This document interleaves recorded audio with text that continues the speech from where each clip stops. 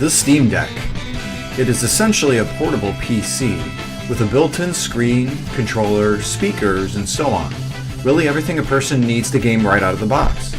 One of the things it doesn't have is slots for any sort of physical media, game cartridges, discs, and so on.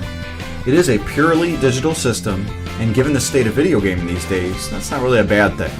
It is designed and produced by the company Valve, home to software titles such as Half-Life and Portal, but of course more known for their program Steam. If you're unfamiliar with Steam, it's a game distribution service downloadable on PCs. What makes the Steam Deck so exciting is that all the games that a person buys via Steam are technically available for download and use on the Steam Deck.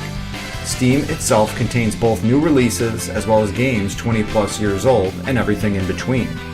Another awesome aspect is the fact that Steam often hosts sales of its games at least once a quarter, slashing prices on their storefront at levels lower than what would be on the PlayStation and Xbox stores respectively.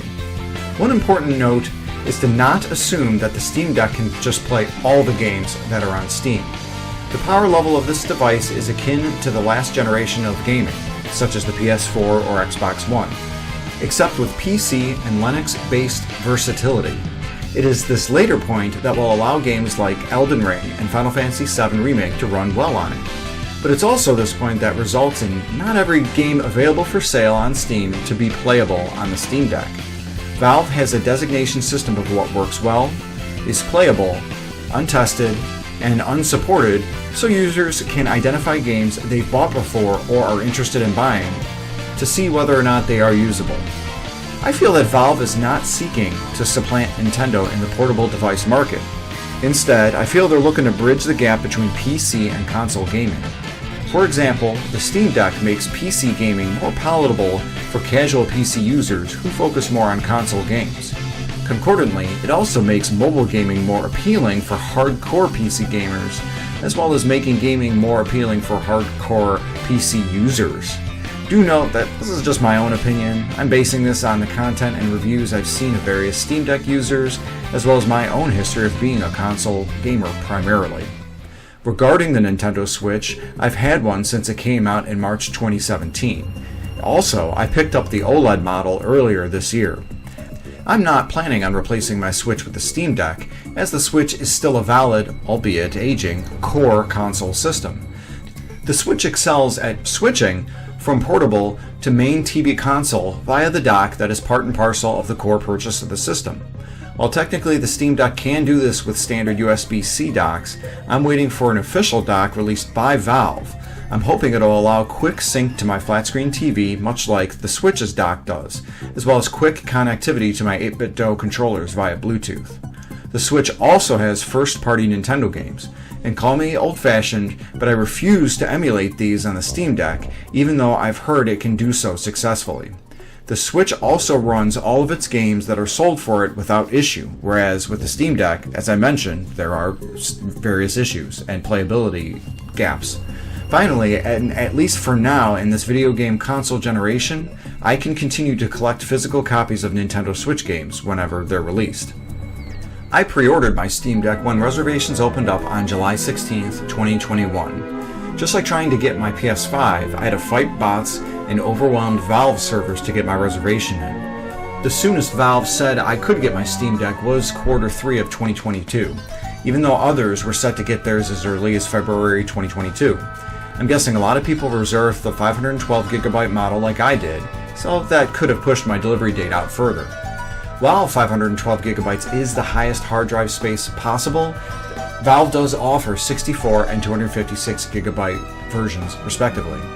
All three models have the super fast SSD hard drives, though do note the 64GB one is an eMMC drive, which clocks in around half a gigabyte a second transfer speed.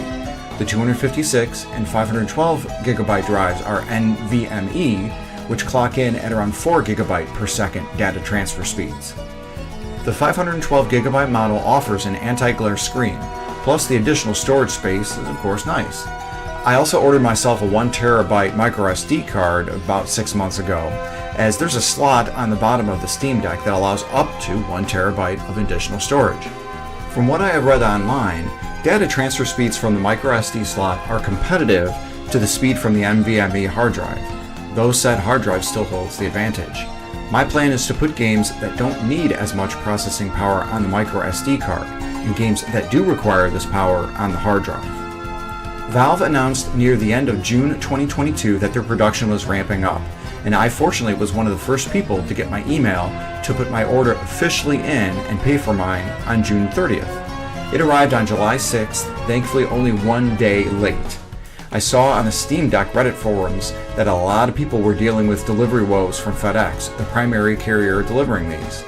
I deal with this carrier a lot in my normal day-to-day job, so I was especially thankful mine came in unscathed. The Steam Deck was easy to unbox, boot up, and connect to Wi-Fi quickly.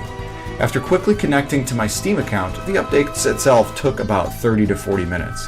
Valve has been doing a great job of continuing to support this device with continual updates since its first units shipped and delivered in February. Many consumers were worried they were going to drop this device quickly, much like they did with other devices in the past like the Steam controller. Thankfully, it seems like Valve is serious in continuing support for this device. I personally have around 200 titles on my Steam account. These all appeared on my Steam Deck, showing that I was able to download and install all of them. I spent the first day I got my Steam Deck downloading critical and favorite titles. I did notice that unfortunately I could only queue up about 5 to 7 titles at a time. Any more than this and the downloads wouldn't actually start or queue up. The first game I played was of course my favorite of all time, the Pixel remaster of Final Fantasy VI. I then tried out Ys 3, Oath and Felghana, and both titles ran flawlessly. I then installed and got Persona 4 Golden up and running. I actually got a couple hours into this game, though I haven't played too much more since for fear of falling down this rather large JRPG hole. Its time will come. I continued to download and install more games and found that DuckTales Remastered, Bloodstained Ritual of the Night, Doom 2, Pixel remasters of Final Fantasies 1 through 5, Sonic Mania, and Terraria all worked flawlessly. Age of Empires 2 HD Edition ran great as well, although it was difficult to control with both trackpads acting as the mouse. I may need some more time getting used to playing this title with the Steam Deck. Now, Bionic Commando Rearmed, Sonic CD, and any of the Sonic games on the Sega Genesis collection simply do not work. Either they fail immediately, like with Bionic Commando, or simply don't give any video like the Sonic games. The Sega Genesis collection is a weird one too. All the other non-Sonic titles worked great. Doom 2016 installed, but worked like absolute garbage due to only getting 10 to 15 FPS and all the way down to low single digits during combat. I lowered everything to the lowest possible settings in the game and was barely getting 20 FPS even outside of combat.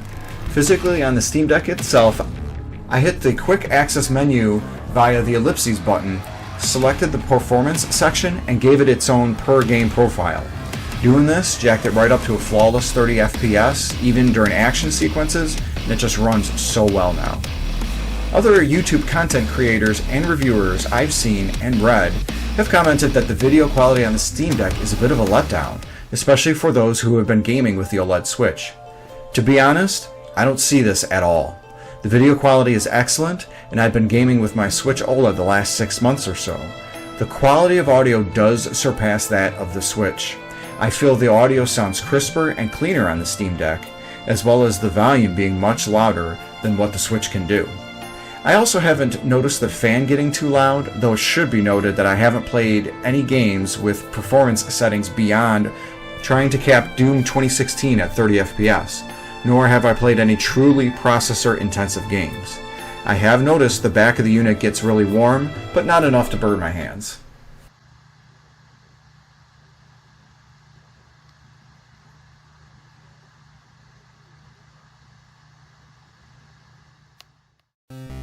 After a couple days, I felt it was time to try and get emulators working.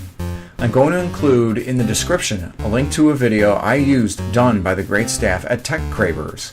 This helped me with the entire process. Do note that the legality of emulation is questionable.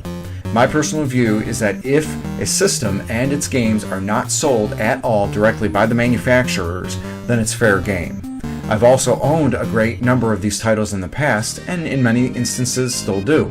Plus, I feel that game preservation is important, especially since sometimes it feels like some of these game companies don't feel the same way. I've had the ROMs, digital version of console games, before, so I downloaded and installed programs called EmuDeck and Steam ROM Manager onto the Steam Deck.